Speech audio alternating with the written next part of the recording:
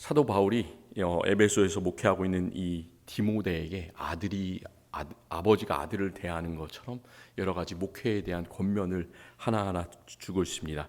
1장에서는 서론과 같은 거예요. 그래서 디모데전서 1장에서 그 에베소 교회의 상황에 대해서 쭉 이야기를 합니다.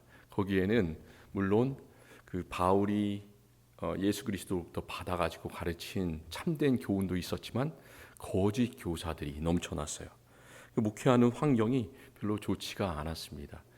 이런 거짓 교사도 있고 다른 거짓 교사도 있고 그런 것들을 통틀어서 뭐라고 그러냐면 그 당시에 영지주의자들이라고 했습니다. 이 영지주의자들은 그 선악의 분별이 아주 강한 사람이었습니다. 그리고 모든 것들을 다 영적으로 해석하려던 사람이었는데 그게 성경에 있는 내용을 받아서 얘기를 하는 것이 아니라 그 당시에 그리스 철학 같은 것이 다른 여러 가지 풍습들이 있었잖아요. 그런 것들을 받아서 아주 똑똑했던 사람들인데 그것을 복음하고 막 섞어가지고 이렇게 얘기하려던 그런 거짓 교사들이 넘쳐났습니다. 그렇기 때문에 바울은 그 아들같이 여기는 디모데에게 뭐라고 얘기를 하냐면 항상 선한 싸움을 싸워라. 나쁜 방식으로 싸우는 것이 아니라 그 거짓 교사들하고 선한 방식으로 싸워야 되는데 그러기 위해서 믿음과 또 한 가지 착한 양심을 가져야 된다. 그런 말을 디모데전서 1장에서 했습니다. 디모데가 있던 그 에베소 당시 약 2000년 전의 상황보다 지금이 살기가 더 어렵잖아요. 더 많은 세상의 여러 가지 다양한 소리들이, 다양한 문화들이, 다양한 거짓 소리들이 그렇게 우리에게 들려오는 그런 세상에 우리가 살고 있습니다. 우리가 그런 상황에서 어떻게 믿음도 지키고 어떻게 착한 양심도 가지고 살아갈 수 있겠습니까? 어떻게 우리가 선한 싸움을 싸울 수가 있을까요? 그 첫 번째 방법, 그것을 오늘 얘기를 하고 있는데요. 뭘까요? 우리가 선한 양심, 믿음을 가지고 선한 싸움을 계속해서 단지 오늘만 싸우는 것이 아니라 우리 평생 주님께서 오실 날까지 우리가 천국에 들어갈 날까지 그렇게 싸워 나가려면 어떻게 뭐를 해야 됩니까? 가장 중요한 것, 오늘 말씀에서 우리가 읽었던 것처럼 기도에 대한 가르침을 주고 있어요. 거룩한 손을 들어 기도하라. 우리가 해야 될 거 하나밖에 없어요. 기도는 하나님과 우리 사이에 채널을 맞추는 거예요. 우리는 하나님의 뜻을 알 수 없기 때문에 하나님께서 무엇을 원하시는지, 하나님께서 우리에게 어떻게 말씀하시는지 계속해서 채널을 맞추고 그것을 듣는 거예요. 그게 바로 기도입니다. 하나부터 열까지 기도밖에 없어요. 성경에서 처음부터 끝까지 66권을 보면 계속해서 기도의 사람들의 이야기로 채워져 있습니다. 구약에서 기도의 사람 참 많지 않습니까? 그중에 느헤미야, 불가능한데도 불구하고 왕한테 허락을 받고 자기 나라로 돌아가서 성을 재건했던 사람 느헤미야도 있고, 그 당시에 참 어려운 그런 다른 나라에 있었음에도 불구하고 하루에 3번씩 하나님 앞에서 기도했던 사람 다니엘, 죽을 수밖에 없는 자기의 생명 내놓고 기도했던 그런 사람이죠. 시편 1편부터 150편까지 있는데 시편의 내용은 간단해요.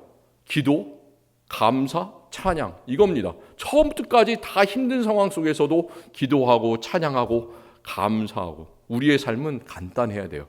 여러 가지 참 복잡한 것들을 생각하면 이것에서 또 다른 것이 생각나고 또 다른 것이 생각나고 우리의 계획과 우리의 전략과 그런 것을 생각하다 보면 끝이 없습니다. 하나님께 맡겨드리는 방법밖에 없어요. 이 참 어려운 세상 속에서 살아가기 위해서. 그리고 또 구약 성경뿐만 아니라 신약 성경을 보면 기도의 가장 큰 용사가 있었죠. 누굽니까? 베드로도 아니고요, 바울도 아니고 기도의 가장 큰 용사, 바로 우리가 믿는 우리 구주 예수 그리스도십니다. 우리는 예수님 때문에 기도하는 거예요. 예수님께서는 친히 기도를 어떻게 해야 되는지 주기도문, 주님께서 가르쳐 주신 기도를 우리에게 알려주셨잖아요. 예수님께서는 중언부언하지 않으십니다. 참 복잡하게 기도하지 않으세요. 하나님의 뜻을 구하는 그 기도만 하셨습니다. 간단하지만 정말 해야 될 그런 말씀만 하셨어요. 그리고 예수님은 어느 순간에나 기도하시죠. 언제? 예수님께서는 새벽 미명에 참 어슴푸레한 이런 밝은데 밝지도 않은 그 어두운 데 일어나셔서 하나님의 뜻을 묻기 위해서 새벽에 기도하셨고요. 또 사람이 자기 친구 나사로가 죽었는데도 4일이나 지났는데 냄새가 나는데 그 무덤 앞에서 하나님께 감사하면서 하나님께서 소원을 이뤄주시니 감사합니다. 이미 그를 일으켜 세워주실 것을 알면서 기도를 했고요. 마지막 죽기 전날 밤에도 하나님의 뜻을 마지막까지 구하면서 내 뜻대로 마옵시고 아버지의 원대로 하옵소서 이러면서 겟세마네 동산에서 마지막까지 기도하셨습니다. 우리는 이렇게 계속해서 기도해야 되는 거예요. 우리의 평생의 삶이 어려울 때도 기쁠 때도 감사해야 될 때도 모든 것들이 다 아버지의 뜻을 구하는 그것 하나밖에 없습니다. 하나님의 자녀이고 예수 그리스도의 제자들인 우리들도 기도를 계속해야 되는 거예요. 예수님께서 했던 것처럼, 성경에 많은 사람들이 그랬던 것처럼 기도할 때 특별히 누구를 위해서 해야 되는지, 무엇 때문에 기도를 해야 되는지를 오늘 말씀이 참 잘 보여주고 있습니다. 1절에서는 뭐라고 얘기합니까? 기도의 대상. 우리가 기도를 할 때 첫째로 권하노니 누구를 위해서 기도해라? 모든 사람을 위해서 기도해라. 이게 아주 중요한 말입니다. 우리가 특정한 이 사람을 위해서, 이런 사람을 위해서뿐만이 아니라 모든 사람을 위해서 기도하라. 모든 사람이라고 그러니까 기도의 대상에는 제한이 없는 거예요. 가난한 사람, 부유한 사람, 천한 사람, 귀한 사람, 성별과 나이 관계없이 세상에 있는 모든 사람들이 다 기도의 대상이다. 예수님께서 받아들이려고 하는 사람들은 제한이 없어요. 우리 장로교에서도 그런 말이 있습니다. 남자와 여자와 어린이, 주님을 믿으려는 모든 사람을 우리가 전도해야 된다. 그게 우리 장로교 헌법에 앞에 나와 있습니다. 우리는 참 너그럽게 다른 사람들을 대해야 되는 그런 사람들이에요. 그리고 이 모든 사람을 위해서 기도하는데 그 기도의 방법을 몇 가지를 얘기를 하냐면 여기서 4가지를 얘기를 하고 있습니다. 첫 번째 간구, 두 번째 기도, 세 번째 도고, 네 번째 감사. 이 그 기도의 방법 4가지가 어떻게 보면 하나의 방법일 수도 있고요, 4가지 다른 방법일 수도 있어요. 그러니까 기도를 하라고 그러는데 그게 전부 다 하나님께 올려드리는 기도의 다른 말일 수도 있고 하나하나가 다른 말일 수도 있다는 거예요. 우리가 이렇게 생각을 해봤으면 좋겠습니다. 먼저 그 간구가 뭘까? 간구가 뭘까요? 간구는 영어로 request라고 되어 있는데요, 간절히 기도하는 것, 그게 간구입니다. 우리가 기도의 제목들이 있잖아요. 우리가 어슴풀에 그냥 아무거나 놓고 기도하는 것이 아니라 특정한 기도의 제목이 있습니다. 때에 따라서 정말로 기도를 붙잡고 해야 되는 그런 기도가 있어요. 하나님께 간절히 진짜 아뢰어야 되는 그런 것들이 있어요. 그런 것들이 간구입니다. 그리고 기도, 소원을 아뢰는 게 간구고요. 그리고 기도라는 말은 그냥 우리가 보통 기도로 하는 그런 기도라고 생각하면 되는데요. 이 기도라고 할 때는 원래 그 쓰여진 헬라어로는 기도를 받으시는 분이 누구신가에 대한 그런 받으시는 분에 대한 강조가 그 기도라는 말이에요. 기도를 누가 받으십니까? 우리의 기도는, 기도를 받으시고 응답해 주시는 분은 오직 하나님 한 분밖에 없잖아요. 하나님께 올려드리는 것, 하나님께서 받으실 만한 우리의 소원을 아뢰는 것, 그게 바로 기도예요. 누가 기도를 받냐? 그 하나님이라는 것을 강조하는 그 단어가 바로 기도고요.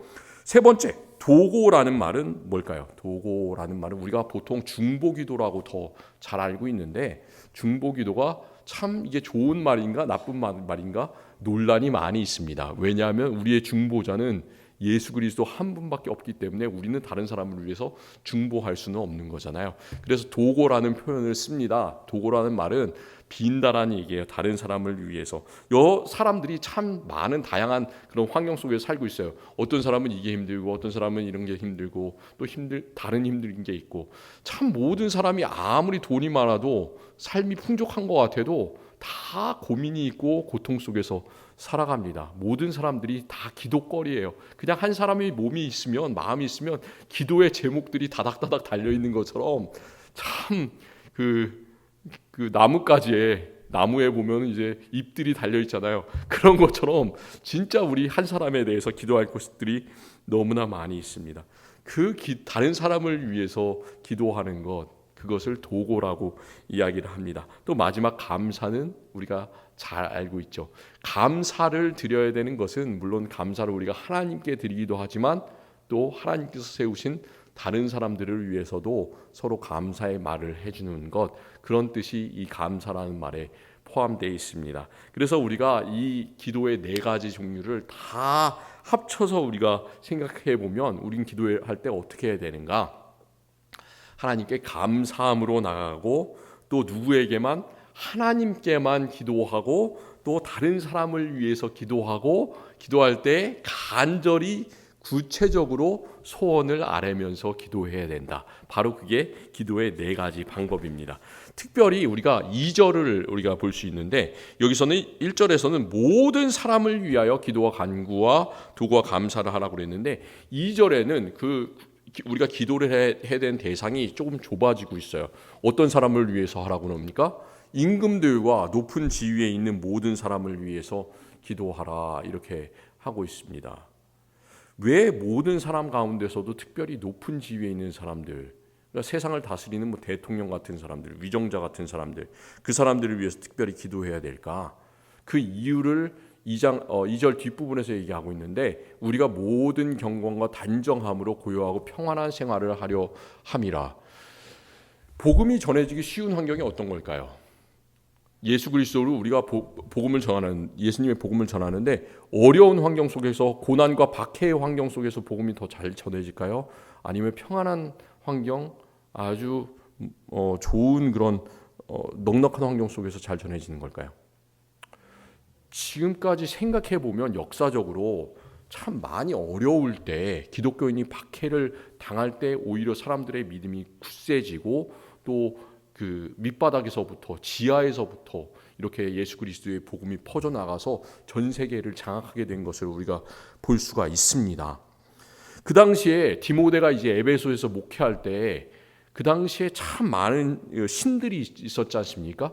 그런데 그때 다스리던 나라가 뭐냐면 로마예요. 로마가 그 지중해 지역뿐만이 아니라 거의 전 세계를 장악하고 다스리고 있었는데 그 당시 사람들은 특별히 에베소 사람들은 누구를 신으로 섬겼냐?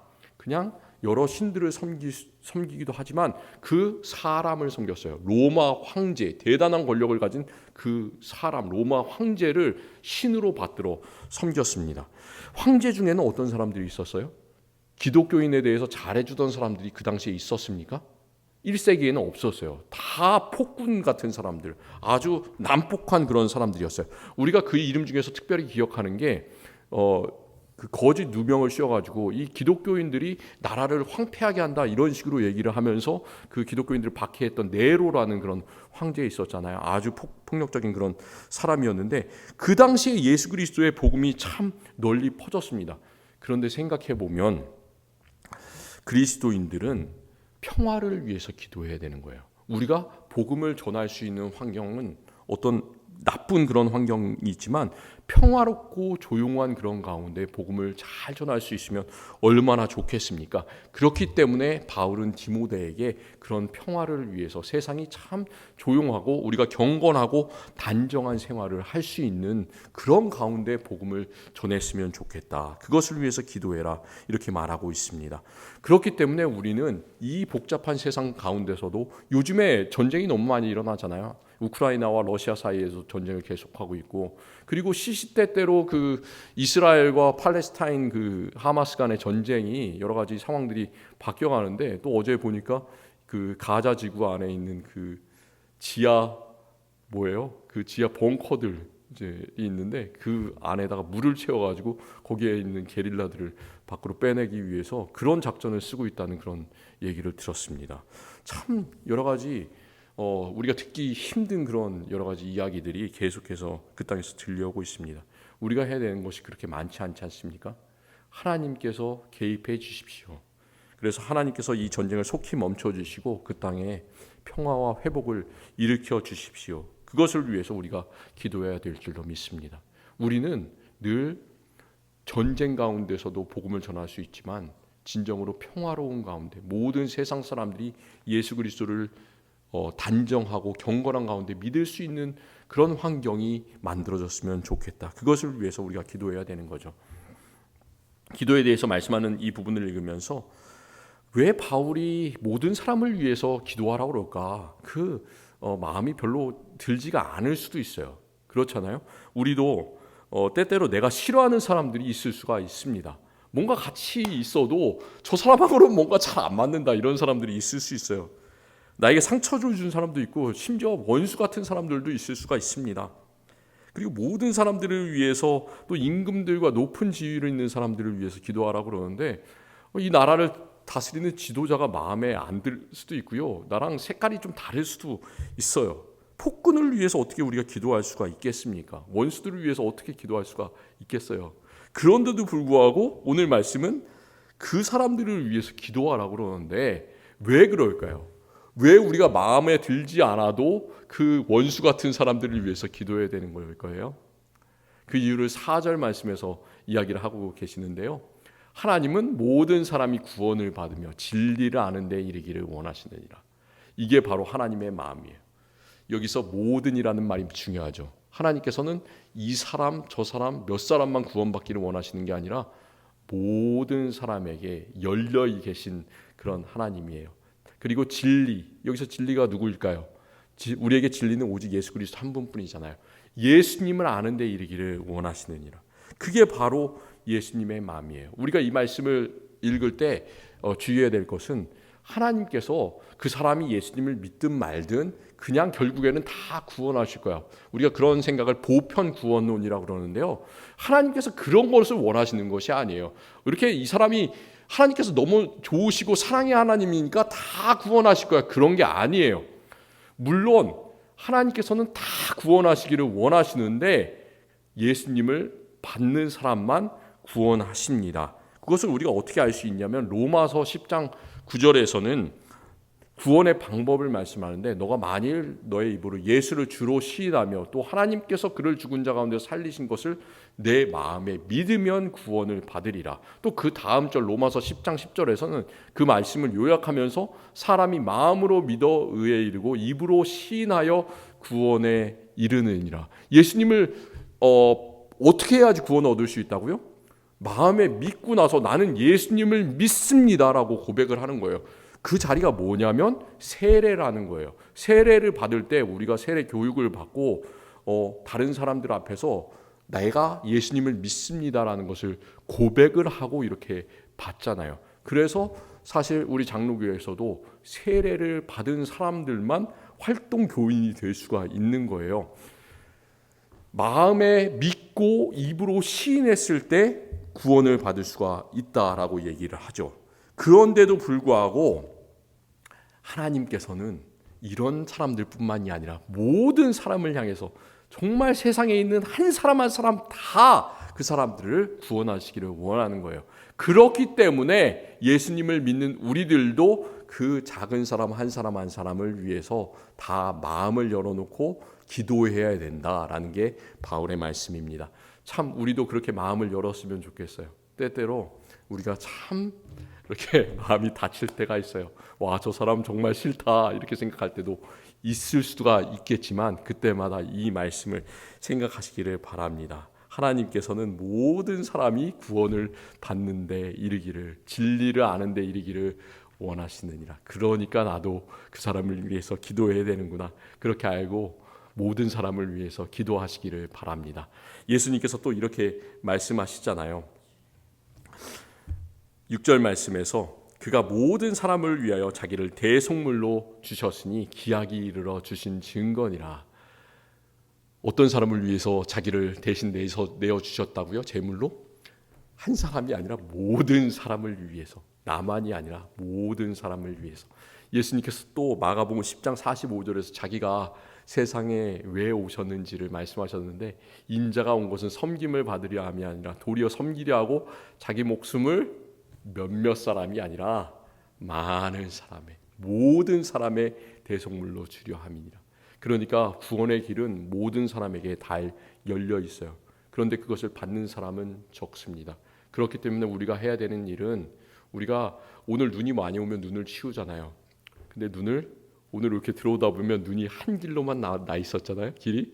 근데 그게 아니라 그것을 이렇게 넓히면서 모든 사람들이 교회로 오고 예수님을 맞아들일 수 있게 해야 되는 것, 그것이 바로 예수님의 길을 예비하고 다른 사람을 위해서 기도하는 그런 일입니다. 그렇기 때문에 우리도 이렇게 길을 넓히듯이 마음을 넓히기를 원합니다. 모든 사람을 위해서 기도하기를 원합니다. 내가 싫어하는 사람을 위해서도 기도하고 또 세상의 통치자들을 위해서, 내가 싫어하는 대통령, 내가 싫어하는 주지사, 이런 사람들을 위해서 기도하는 여러분들이 되시기를 원합니다. 우리가 이렇게 기도에 대한 이야기를 디모데전서 2장 앞부분에서 읽었습니다. 그런데 뒷부분에서는 훨씬 더 복잡하고 논란이 되는 그런 거리들이 8절부터 15절까지 나오고 있어요.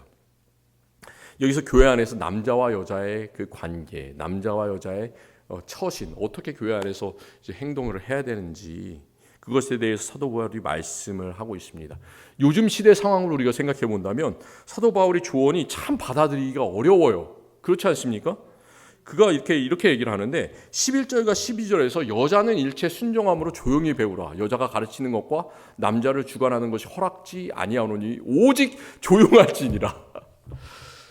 이거 어떻게 받아들이시겠습니까? 바울의 말투가 그냥 이렇게 하십시오 이런 거예요? 아니면 너 이렇게 해라 라는 거예요? 아주 강해요. 진짜 스트롱합니다. 오직 조용할지니라. 이게 입에 지퍼를 채우고 얘기를 하지 말아라. 아무것도 하지 말아라. 이렇게 들리는 거예요. 우리가 이 말씀을 읽는데 세 가지 방법이 있어요. 잘 한번 생각해 보세요. 첫 번째는 여자가 교회 안에서 다른 사람을 주관하고 가르치는 아무 일도 할 수 없다. 그냥 이렇게 받아들이는 거고요. 두 번째 방법은 이 말씀이 교회 안에서 여자들이 덕이 안 됐던 그런 교회들이 있었어요. 그러니까 신앙의 모습이 너무나 이렇게 여자들이 본이 안 돼가지고 문제가 많이 되었던 교회들이 있었는데 디모데가 목회하던 에베소 교회에 그리고 여자는 조용해야 된다. 머리에다가 이렇게 너울을 쓰고 해야 된다. 이렇게 얘기하는 게 뭐가 있습니까? 어디서 그런 얘기를 해요? 고린도전서에서 그런 얘기를 하거든요. 고린도 교회에서도 그런 여러 가지 남녀 관계에 있어서 안 좋은 일들이 생겼던 것 같습니다. 그렇기 때문에 그렇게 문제가 됐던 에베소 교회, 고린도 교회에만 특별하게 이 명령을 주는 거다. 이렇게 생각할 수도 있어요. 저는 그 첫 번째 방법, 두 번째 방법 이런 거보다 세 번째 방법을 좀 이 말씀을 읽는데 제안을 드리고 싶습니다. 바울이 여기서 남자나 여자나 할 것 없이 교회 안에서 오직 한 분이신 중보자 예수 그리스도 그를 따라서 모든 경건과 단정함으로 남자도 기도하고 여자도 기도하기를 원하고 있다. 저는 이렇게 읽고 싶습니다. 그러니까 디모데전서 이 2장에 우리가 앞부분에서 읽은 기도에 관한 그런 내용 있잖아요. 그리고 뒤에 있는 남자와 여자의 교회 안에서 처신 이 내용은 서로 따로 떨어진 얘기가 아니라 같이 이어지는 얘기라는 거예요. 앞에서 기도를 열심히 하라고 그랬는데 그 뒤에 있는 얘기는 남자도 여자도 기도를 열심히 해라. 이렇게 연결되는 그런 말씀이라는 거죠. 8절에서 바울이 그러므로 각 처에서 남자들이 분노와 다툼이 없이 거룩한 손을 들어 기도하기를 원하노라. 이렇게 말하고 있어요. 남자들아 거룩한 손을 들어 기도해라. 남자들이 진짜 기도해야 돼요. 진짜 기도하는 우리 남자들이 우리 교회에서 그리고 또 세상에서 참 많이 일어났으면 좋겠어요. 거룩한 손을 들어 남자들이 기도할 때 이 교회 안에 분노와 다툼이 없어지는 거예요. 그리고 기도를 통해서 예수님께서 우리 배워주실 때만 세상적인 방법들과 우리의 생각들이 사라지는 거예요. 우리들이 그냥 우리의 생각대로 해결하려고 하면 어떻게 됩니까? 그냥 그 안에 따르는 건 분노와 다툼밖에 없어요. 왜냐? 사람들의 생각은 다 다르기 때문에. 그렇기 때문에 하나님께 지혜를 구하면서 우리가 같이 기도하는 그런 방법밖에 없습니다. 거룩한 기도, 손을 들고 기도해야 되는 것. 남자들이 기도해야 돼요. 남자들만 기도해야 되나? 아니에요. 여성들도 마찬가지로 기도를 해야 될 줄을 믿습니다. 아마도 에베소 교회 안에서도 어떤 여성들은 기도할 때 하나님께 간절히 기도하는 데 집중을 하기보다는 바리새인과 세리의 그 기도 이야기 아십니까? 예수님께서 말씀하신 그 비유의 이야기. 바리새인들 같이 기도하는 그런 여자들이 많이 있었던 것 같아요. 바리새인들 기도할 때 어떻게 기도해요? 소리를 크게 하면서 기도하지 않습니까? 다른 사람들이 다 보이는 데서 기도하고 자기의 멋진 옷을 자랑하면서 나는 소득의 11조도 드립니다. 나는 하나님께 참 잘합니다. 이렇게 하면서 기도를 하는 거예요. 그런데 아마 에베소 교회 안에서도 그런 여자들이 많았던 모양입니다. 그렇기 때문에 이렇게 얘기하는 거예요. 또 이와 같이 여자들은 단정하게 옷을 입으며 소박함과 정절로서 자기를 단장하고 따은 머리나 금이나 진주나 값진 옷으로 하지 말라. 기도할 때 옷을 자랑하기 위해서 기도하는 사람, 자기의 보석, 금 이런 거 자랑하기 위해서 하는 사람, 그런 것들이 많다는 그런 사람들이 많다는 얘기죠. 그렇기 때문에 우리가 이 구절은 이 뒤에 부분에 있는 2장 뒤에 부분에 있는 구절은 교회 안에서 남자가 여자보다 우월하다. 그러니까 남자만 가르치고 남자만 기도하고 여자는 그냥 입 닫고 가만히 있어야 된다. 이렇게 받아들이지 마시고요. 남녀 모두 하나님 앞에서 정말로 정결하게 기도에 힘써라라는 가르침으로 우리가 읽으시기를 바랍니다. 그래서 우리 여자 성도님들 참 열심히 기도하시고요. 우리 남자들도 손을 이끌어서 같이 기도할 수 있는 우리 교회 진정으로 되기를 원합니다. 사도 바울이 다른 얘기를 또 다른 곳에서는 하고 있어요. 너희는 유대인이나 헬라인이나 종이나 자유인이나 남자나 여자나 다 그리스도 예수 안에서 하나이니라. 갈라디아 교회에서는 이런 말을 하고 있는데요. 여기서 남자가 여자보다 높다고 얘기를 합니까?